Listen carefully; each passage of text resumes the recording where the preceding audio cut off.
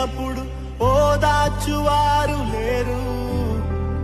తొట్టిల్లి నడిచినప్పుడు ఆదుకొన్నవారు లేరు,